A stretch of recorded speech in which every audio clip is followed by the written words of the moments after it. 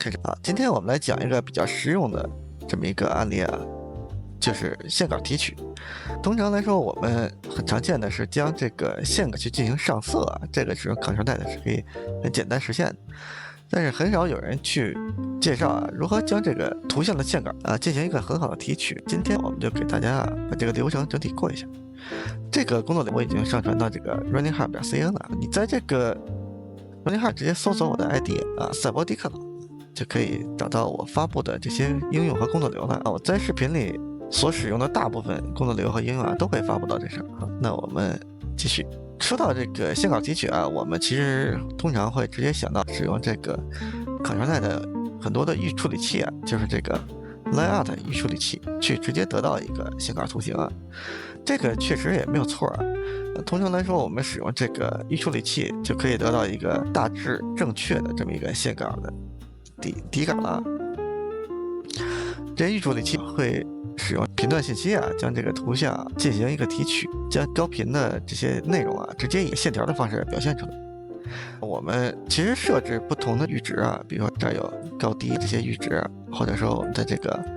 肯定也见过高低阈值通过设计这些阈值啊，就可以调整这些线条出现的密度啊，其实也是可以达到一定的提取效果的。但是我们看到啊，这些图像会由于它无法判断哪些内容是有效，哪些内容是无效的，会得到一个很粗略的这么一个线条，很多我们需要的细节啊，它消失掉。当然啊，这也跟我们使用的预处理器有一些关系的，但是基本上是没有一个能够达到完全符合我们要求的这么一个状态即使现在最先进的 Aniline 我们也只是得到一个相对来说细节比较丰富的底稿，但是呢，仔细去看呀，这些像素边缘啊，这些灰度的这些线条啊，其实还是很难满足我们应用的需求的。如果你使用这种负片处理呢，它又基本上又和这个线稿没什么关系了。那么我们就需要使用这个扩散模型啊，进行一定的补足和美化。那这里我们推荐大家使用这个 SDXL 模型。首先呢，由于它的质量是相较于 SD 1.5还是有很大提升的，尤其分辨率方面。第二一点啊，主要是它的生态是非常全面、非常完善。在 SDXL 模型的衍生啊，我们在这儿看不到。我们来这个 C 站啊看一下。SDXL 的衍生模型啊是茫茫多的，它除了本身的各种加速模型之外啊，还包括了光辉模型啊，还有这个有点难找 Pony 模型包括 Nob AI 啊，也是非常受欢迎的二次元模型这些都是很高质量的 SDXL 生态啊。这样呢，我们可选择的画面风格就非常的多，包括大家已经做好的这些 LoRa 模型啊。我们看我们在 C 站直接搜索这个 Layout 就可以得到非常多风格的线稿模型我们使用这些不同的 LoRa 去进行线稿提取都可以得到迥然不同的这些结果。那么就使得我们的创作自由度得到了很大的保障反倒是这个 Flux 模型虽然它的数据量很大，真实度也很高，但是它对这些非常平面的效果呢，反倒是一个负面效果。Flux 更适合做一些写真类的，或者说画面很精细的这种创作这种非常简单的平面效果呢，反倒是 Flux 最不擅长的，并且由于现在这个 SDXL 模型的质量提升很多之前比较令人诟病的面部和手部细节也得到了提升并且呢，它的硬件要求也比较低，在 RunningHarp 上4090上跑起来那是非常的流畅。我们创作一张图就不到1分钟吧，这个是因为我第一次冷启动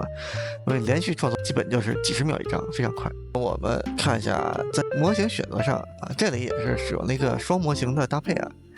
为什么使用这两个呢？其实原因很简单原因就在于这个我没有去上传所以呢，这个 SDXL 直接能用的 RunningHarp 上的模型只有这一个